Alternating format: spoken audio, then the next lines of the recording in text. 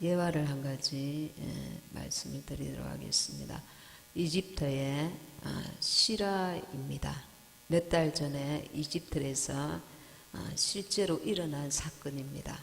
이것은 미국의 유명한 그 방송국 CBS에서 방영된 것이라고 합니다. 몇 달 전에 이집트에서 일어난 사건입니다. 어떤 일이 일어났냐면 한 무슬림 남편이 이슬람교를 믿는 자죠. 부인이 성경책을 읽고 있는 것을 발견했습니다. 그래서 자기 부인하고 그리고 8살 딸하고 갓난 아기 그 딸을 살해했습니다. 근데 부인은 죽었고 죽은 상태로 묻었고 자기 그 8살 딸과 갓난 아기는 산채로 땅속에 묻었습니다. 산채로. 그 무슬림인들은 이방 종교를 믿는 가족을 죽이는 것을 죄라고 생각하지 않습니다. 그런데 이 15일이 지났습니다. 15일이 지나서 같은 마을에 한 사람이 장례를 이제 죽어서 장례를 치르려고 공동묘지에 갔습니다. 공동묘지에 갔는데 모래 밑에서 2아이를 발견했습니다. 살아있는 2아이를 발견했습니다. 엄청난 기적이죠. 15일이 지났는데. 그래서 이것이 이제 소문이 나서 이집트에 있는 이집트에서 일어난 사건입니다. 이집트 국영TV 방송국이 이 큰딸을 8살짜리 큰딸을 인터뷰를 했습니다. 이제 생방송이었습니다.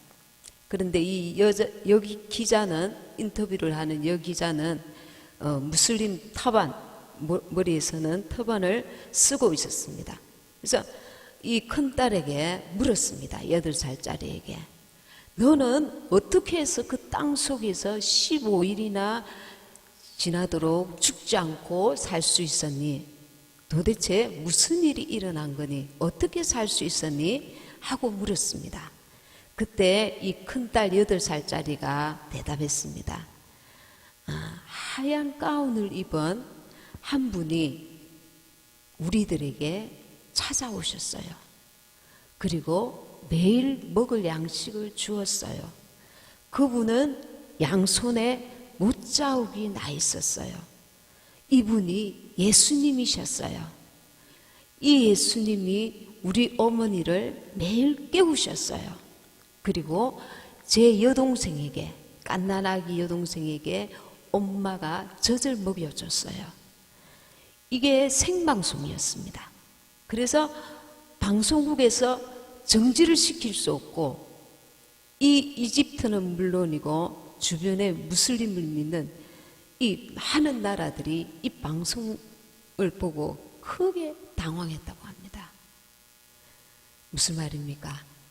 15일 동안 물도 먹을 것도 없는 그 땅 속에 산채로 묻혔던 그 8살짜리와 갓난 아기가 하얀 가운을 입은 예수님이 오셔서 2손에 못이 박힌 예수님이 오셔서 이 아이들에게 먹을 것을 주었다는 겁니다.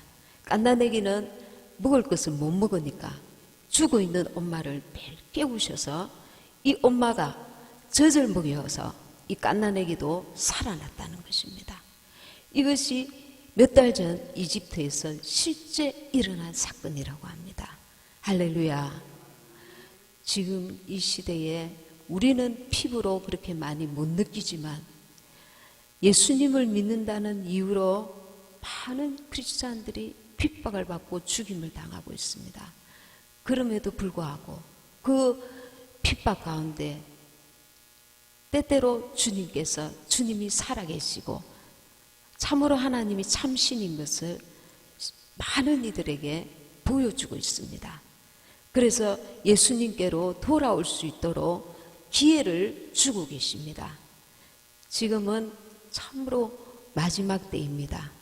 누가 들림을 받을 수 있을까? 내가 하나님의 열심으로 너희를 위하여 열심을 내노니 너희를 위하여 하나님의 열심으로 내가 너희를 정결한 처녀로 한 남편인 그리스도께 드리려고 중매함이로다.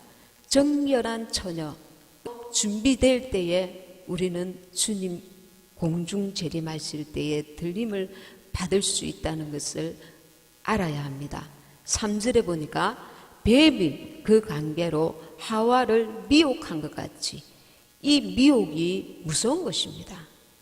너희 마음이 그리스도를 향하는 진실함과 깨끗함에서 떠나 부패할까 두려워하느라.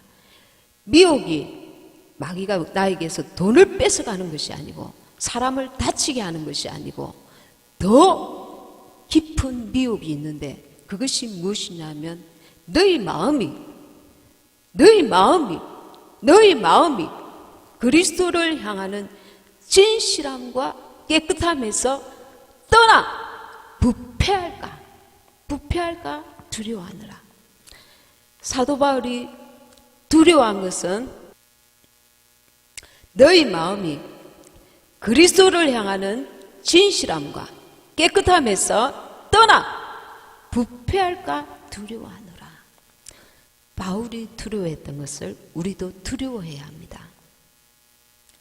나도 두려워해야 합니다. 누구에게나 이런 일이 닥치니까요. 예외가 없습니다. 마귀는 우리를 미혹하는데 어떻게 미혹하는가? 너희 마음이 그리스도를 향하는, 내가 그리스도께 나아가고자 하는데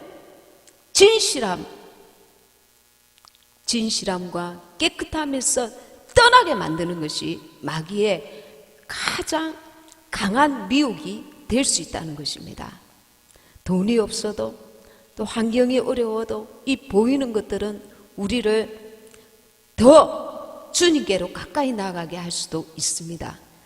주님 앞에 마음을 정하여서 나가면, 그런데 더 무서운 것은 내 마음이라는 것입니다.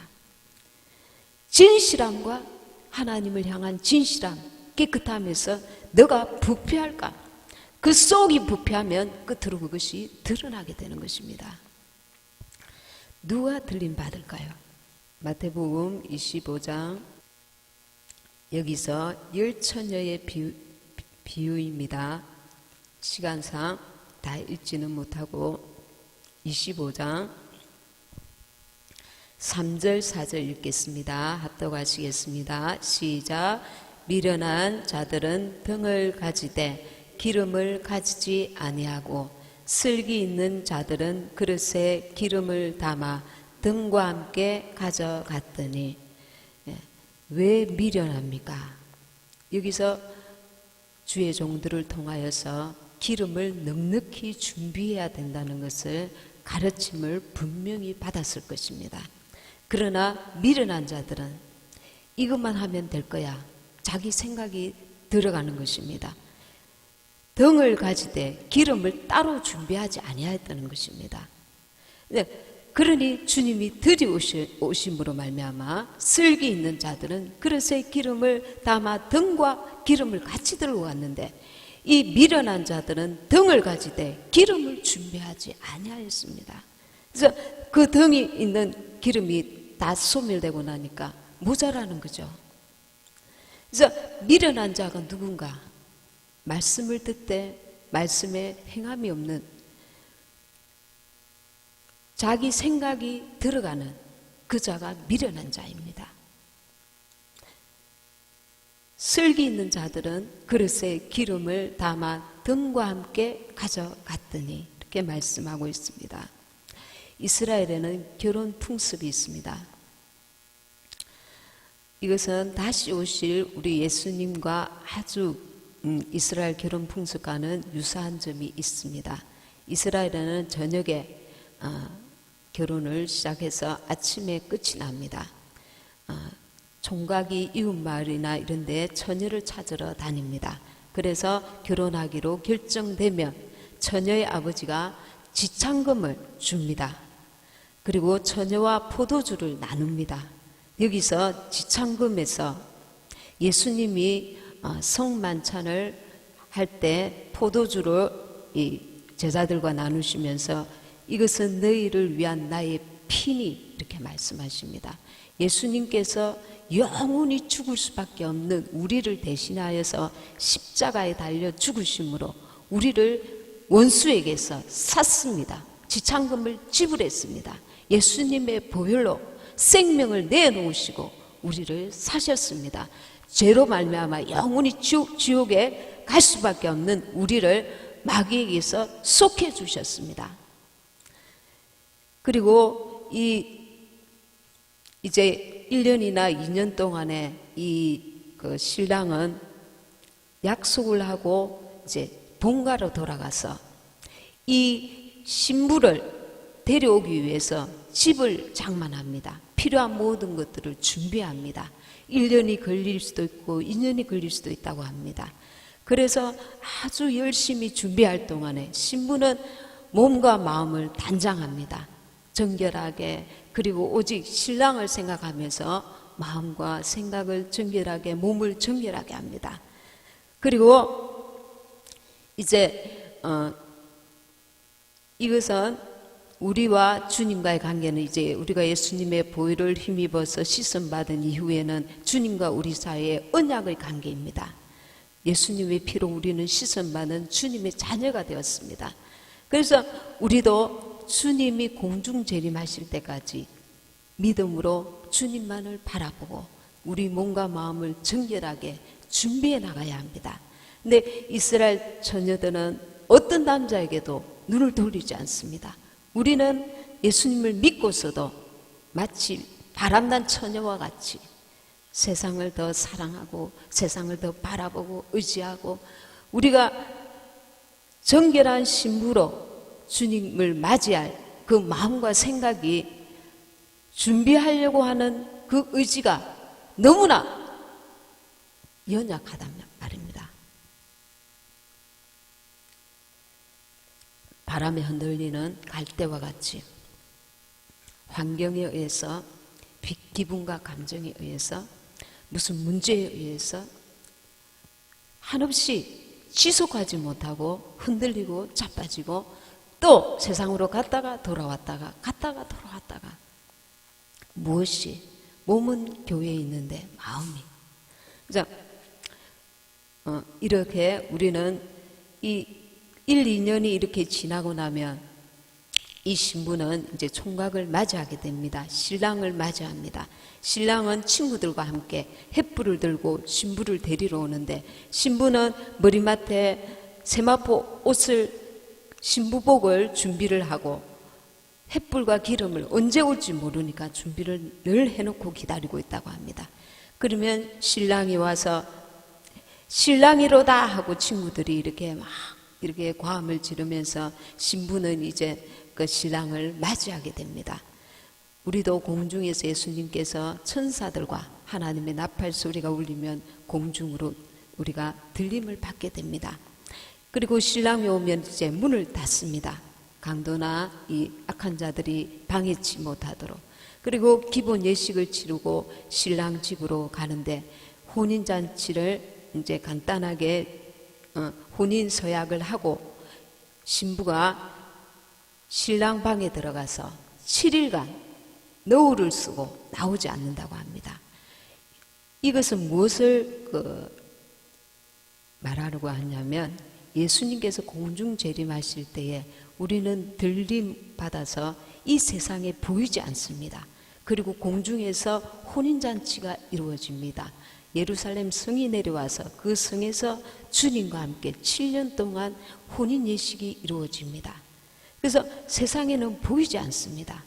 그래서 아주 행복한 그러나 우리가 들림받은 이후에 이 지상은 대환란이 시작됩니다. 엄청난 혼란과 환란과 고통과 절망이 가득한 곳으로 변합니다. 즉 그리스도가 나타나서 통치하는 시대가 되기 때문에 그렇습니다.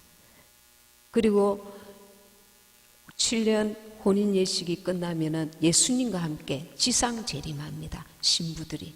그래서 이제 그 다음이 천년왕국이 이제 되는데 중간에 여러 가지 다른 또 사건들이 있습니다. 근데 우리가 미련한 자가 되었어. 이 거룩하고 아름답고 참으로 황홀한 그 주님의 신부의 자리를 놓치면 안 되겠습니다. 말씀을 듣고 지키는 자가 성경에는 복이 있다 했습니다. 그리고 예비할 줄 아는 자가 지혜로운 자라고 했습니다. 고 24장 44절 45절 한번 읽겠습니다. 그 위에 마태복음 24장 44절 45절 말씀 시작. 이러므로 너희도 준비하고 있어라. 생각하지 않은 때에 인자가 오리라. 충성되고 지혜 있는 종이 되어 주인에게 그 집 사람들을 맡아 때를 따라 양식을 나눠줄 자가 누구냐. 그러니까 우리가 이러므로 너희도 준비하고 있으라. 준비하는 자가 지혜로운 자인 것입니다. 생각하지 않은 때에 인자가 오리라. 내한테 맞추어서 예수님이 오시는 게 아닙니다. 우리나라에 맞추어서 예수님이 오시는 게 아닙니다. 주님의 때에 주님이 오시기 때문에 우리는 언제라도 주님을 맞이할 수 있는 준비를 하는 자가 지혜로운 자라고 하였습니다. 45절에 충성되고 지혜 있는 종이 되어 주인에게 그 집 사람들을 맡아 때를 따라 양식을 나눠줄 자가 누구냐. 때를 따라 양식을 나눠주는 자도 복이 있고 때를 따라 그 양식을 먹을 줄 아는 자도 지혜로운 자인 것입니다. 그럼 듣기만 하고 흘리는 것은 그것은 말씀을 받는 자가 아닌 것입니다. 말씀을 듣고 그것을 지키는 자가 행하는 자가 반석 위에 지은 집과 같다고 하였습니다. 그래서 우리는 이 지금 마지막 때에 이 때를 분별하고 참으로 넉넉하게 기름을 준비하여서 내 영혼을 내가 챙겨야 합니다. 내 영혼은 내가 챙겨야 합니다. 누군가 대신해 주는 사람 없습니다. 그래서 내가 들을 수는 있고 여러 가지 도움은 받을 수 있지만 결국은 내 영혼은 내가 챙겨야 하는 것입니다. 그래서 쓸기 있는 자, 때를 분별하는 자입니다. 그리고 기름을 넉넉하게 준비하는 자입니다. 그래서 우리가 주님 오실 때에 지혜로운 다섯 처녀와 같이 주님께 들림받는 우리 모두가 되시기를 예수님의 이름으로 아멘. 말씀 생각하시면서 같이 기도하시겠습니다. 하나님 아버지, 우리는 참 너무 안전하고 아직은 너무나 자유로운 곳에서 살고 있습니다. 저 중동의 아버지 하나님, 이라크에 아버지 하나님 수많은 믿음의 사람들 이 신앙을 지키고자 아버지 하나님 목숨을 내놓고 정말 아버지 하나님 자기의 생명이라도 내놓고 아버지 하나님 예수님을 따르는 자들이 얼마나 많은지 모릅니다. 이 마지막 때에 우리는 참으로 어디에 우리가 마음을 쏟아야 하는지, 어디에 정말 하나님 아버지 집중하여야 하는지, 아버지 하나님 우리 믿음이 아버지 하나님 진실함에서 벗어나지 않게 하시고 부패하지 아니하게 도와주시고 날마다 순간마다 온 마음을 들여 주님을 사랑하며 주님 오시기를 고대하며 아버지 주님께서 혹시 드디어 오실지라도 들림받을 수 있는 지혜로운 자들이 될 수 있게 도와주시옵소서. 아버지 하나님 말씀에 의지하여 순종하여 아버지 하나님 지혜로운 자들이 되어서 참으로 아버지 하나님 공중에 아버지 하나님 들림받게 하시고 아버지 하나님 주님과 함께 참으로 영화로운 아버지 하나님 그 아버지 하나님 혼인 예식에 참여하는 자들이 되게 해 주시옵소서. 아버지 하나님 아직은 여러 가지로 우리가 다 부족함이 많습니다. 아버지 하나님 내 모습을 주님 앞에서 바라보며 깨어서 기도하며 아버지 무엇을 어떻게 준비해야 될지 가르쳐 주시고 성령께서 이끌어 주시고 우리의 영혼들을 축복하시며 간섭하시며 날마다 우리의 삶에 주님이 인도하여 주시옵소서. 성령께서 친히 아버지 우리를 간섭하시고 주의 길로 인도해 주시옵소서. 우리가 지혜로운 자들이 될 수 있도록 아버지 도와 주시옵소서. 성령께서 아버지 한 주간도 주님 안에 가도록 도와주시옵시고 아버지 하나님 가정가정의 주의 평안에 함께하여 주시옵소서. 오늘도 귀한 말씀 주시니 감사합니다. 주님 홀로 영광 받아 주시옵소서. 아버지 하나님 성령께서 우리 교회를 사용하시고 붙들어 주시옵소서. 이 모든 것 주께 감사드리옵고 예수님의 이름으로 기도합니다. 아멘.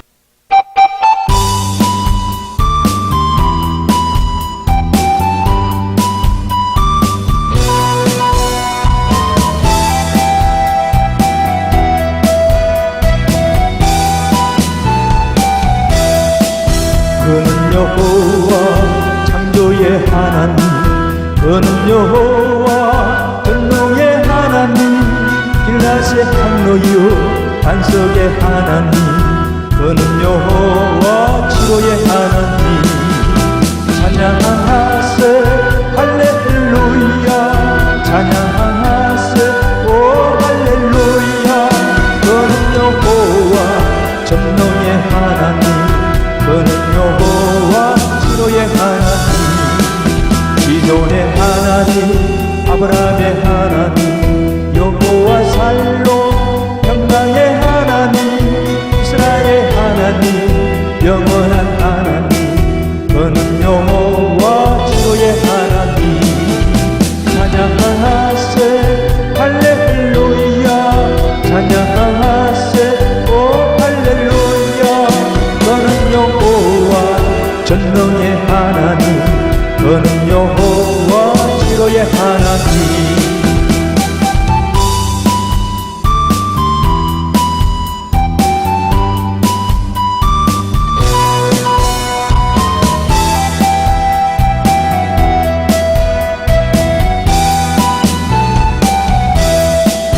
여호와 이레, 그는 나의 공급자, 구원의 하나님, 구주의 하나님, 아들을 보내어 그를 증거하셨네. 그는 여호와 치료의 하나님. 찬양하세 할렐루야, 찬양하세 오 할렐루야. 그는 여호와 전능의 하나님, 그는 여호와 치료의 하나님. 찬양하세 할렐루야, 찬양하세 오 할렐루야. 그는 여호와